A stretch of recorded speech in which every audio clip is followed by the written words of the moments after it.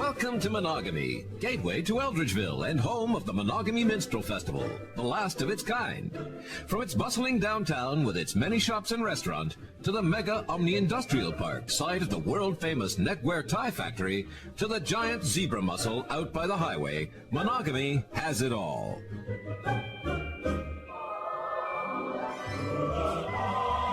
In 1873, our founding father, L. Stanley Standish, facing persecution in the evil country known as Great Britain, fled with his friend to the Monagami area, a place where his kind could live and be free. That was just the beginning of the town the Monagamites now call home.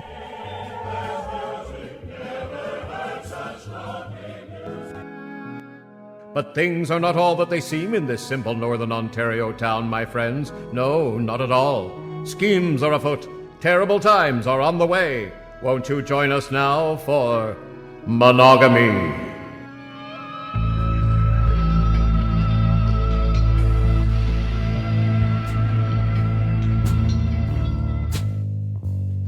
Hello, I'm Hard. Rock Hard, Private Dick. I'm gonna be your narrator for this here yarn, so listen up. I drink a lot of scotch, chase dames, and hate leaving my office for any reason. And that includes cases. Well, unless it's a case of scotch. So I guess you're wondering, why me? Well, they picked me for this job because I know everything there is to know about this crummy burg. The crummy town, the crummy people, their crummy lives and loves, and of course, their crummy sins, by which I earn the better part of 20 grand a year. Not much, I'll admit, but not bad for a town with a population of 20,000. That's like $1 a person from everyone in town. Anyway, it's gonna be a long, rocky road for everyone. So if you know what's good for you, you'll pay attention. I'll be along every once in a while to give you the dope and correct any mistakes the writers make. And believe me, there'll be plenty of those if I know those guys. And I do. Intimately. Alright, enough about me. Let's get to the story. On the long, winding, badly paved road joining the rest of the world to Monagami, also known as Highway 9, a single car is bumping along the pitted roadway. Smoke trails behind the old beater, which is stuffed to the gills with the odds and ends of a broken life.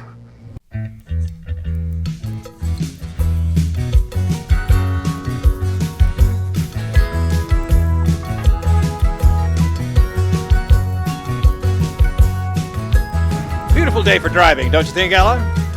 I have to say I'm pretty excited about starting my new job as a salesman for the neckwear tie factory in Monagami, Ontario, gateway to Eldridgeville. You must be excited too, considering you're returning to the place of your birth, connecting up with your estranged father, and confronting all those difficult, painful memories from your childhood. Pretty good plot exposition, wouldn't you say?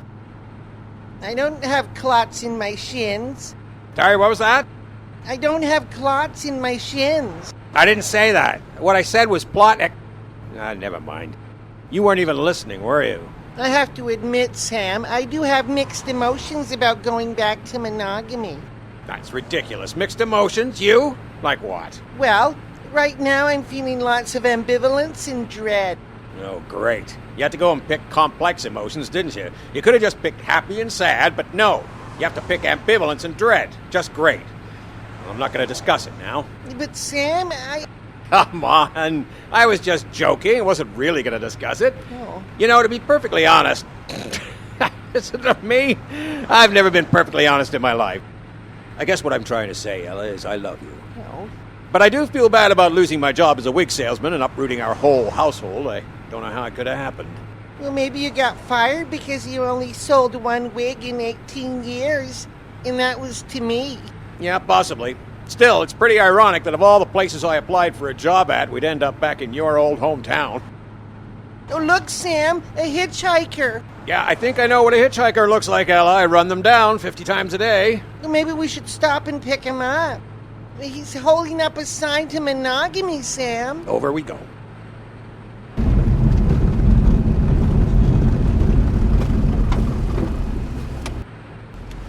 Up in, stranger. Where are you? Holy Jesus, mother of mercy. Look at the size of his face.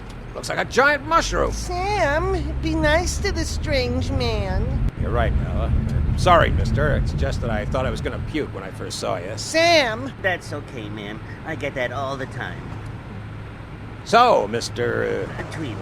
Yeah, of course. So you're headed to Monagami. Just passing through, actually. Good idea. Oh, you'll like Monagami, Mr. Tweedle. I was born there.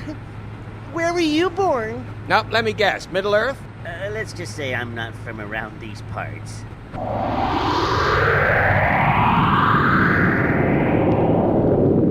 What was that, Sam? Well, I'll tell you what it couldn't be, and that's a spaceship passing overhead. No, it couldn't be that. So if you're not from around here, where are you from, Mr. Tweedle? Somewhere, everywhere, nowhere. Where are you headed? Nowhere, everywhere, somewhere. So you're going home, then? Oh, by the way, I'm Ella, and this is my husband, Sam. What can we call you besides Mr. Tweedle? Why don't you call him a plastic surgeon? Just Tweedle is fine. Excuse me, but I think you might be bleeding from your nose, Mr. Tweedle. Oops. Sorry about that. I'll try not to get it on your upholstery. I think it's safe to say you won't notice it on that seat. This car has more blood on the floor than the Canadian Senate. Hey, look, there's a sign. Monogamy city limits. 15 more minutes, we'll be right downtown. You can drop me off right here, if you don't mind. Mind, I've been praying for it. Are you sure, Mr. Tweedle? We could drop you off at the bus depot. Yeah, or a tar pit or something. No thanks, Mrs. Toad. This is good. Actually, I'm feeling a bit car sick. Oh, I get that all the time, even when I'm not in a car. Well, I certainly hope our paths will cross again sometime. Me too. Thank you for the ride. Take care now. Bye-bye. Yep, see ya, you mutant. What nice people they were. Oh, I'm feeling kind of queasy again. Getting very thirsty. Ah, a lake. I'll just get a drink. Oh, what's that sign say? Monogamy Drinking Water Reservoir. No dumping. Oh well, I'm sure they won't mind getting a gift from above.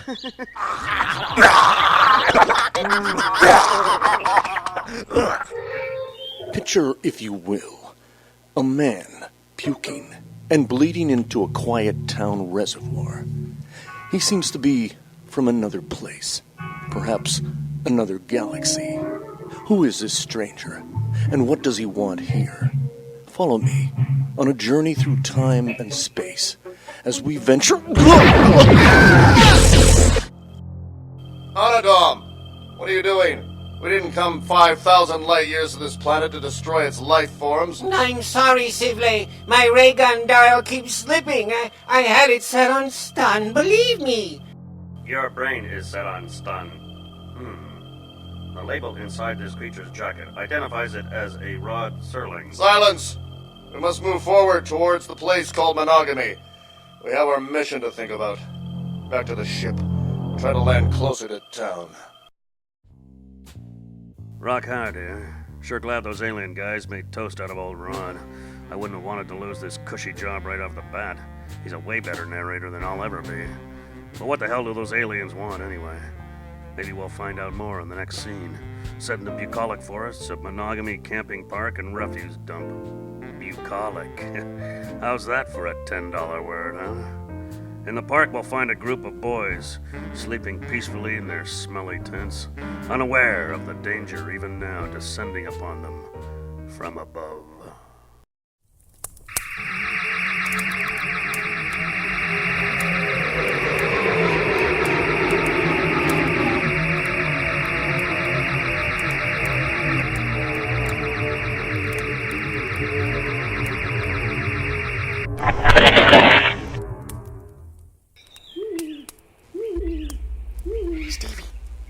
Stevie, wake up. What? Did you hear that big noise? What? Did I fart? No, outside. I'm scared.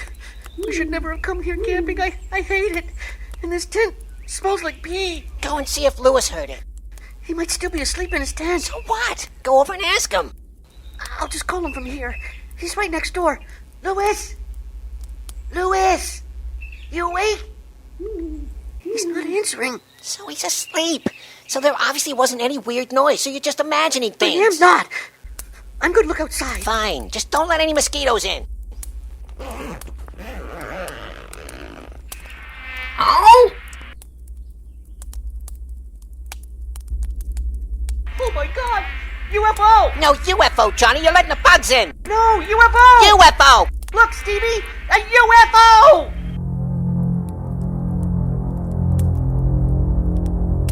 Holy crap, Johnny! An alien spaceship has landed right on Lewis's head. Let's take a look. Wow, a real live alien spaceship. Don't get too close, Stevie. I'm scared. Lewis, are you okay? Louis! Jeez, I think he might be dead. Boy, his mom and dad are gonna be really upset. That tent was brand new. Come on. We better get back to town and tell someone. Look, Johnny, over by that tree, it's Lewis. He's not dead after all. Louis! Lewis, are you okay? What happened? China, Japan, Burma. What's the matter with him? He must be disoriented. Come on, we have to notify the authorities. You mean the grade 11s? You idiot, the police. Oh, right. Come on, Louis, let's go. Cambodia! Poor kid. Looks like he's out cold. Hi, everybody. Rock Hard here again. Are you getting the picture so far, or do I have to draw one for you? Fine. How's that? It's a picture of a cow with a hat and, I don't know, a flower or something. Happy? Now, where was I? Oh, yeah. Aliens are on the prowl all over the place. I still can't figure out what they want, but it's gotta be big. What with the expense of space travel and all. Anyhow, right now there's bigger fish to fry. Let's go up to Ottawa for a bit, shall we? There we're gonna find a very worried Prime Minister contemplating his very uncertain future. Quite frankly, General Weevil, I'm worried. Oh, now, Mr. Prime Minister, don't pay too much attention to those approval ratings. The people still love you. Really, General? You think so? I think they're throwing manure at the windows even as we speak. Oh, sure, there are a few malcontents out there with too much dung on their hands, but Canada as a whole is still behind you. Oh, eggs now. You know, General, the Rideau Canal can look very gloomy when viewed through a window covered in shit and eggs. Nope, I'm not buying it, General. Never let it be said that Prime Minister Stephen Harpoon doesn't know what side his butter's breaded with the... Say, that reminds me. Joanne, send up a plate of sandwiches, will you? Right away, sir. Oh, she's the only one I trust to tell me what's really going on, you know. Oh, come on, sir. You can trust me. Wasn't it me that told you that we had the Taliban on the run? Hundreds dead, thousands homeless, no end in sight. Yeah, you were just trying to cheer me up. True. Sir, if I may. What is it, candy ass, you sycophant? Well, perhaps we could give the people something to feel good about. Like what? Well, how about a war that we can actually win? Yeah, right. No, wait. That's not bad. There must be somebody out there we can beat by ourselves. Well, if you're serious, sir, we can look around, I suppose. No. This is my decision. Let's look at the big map. How about this pink one? I don't think so, sir. China's pretty huge, and they have nuclear weapons. Oh, geez, really, eh? Oh, fuck that with a feather.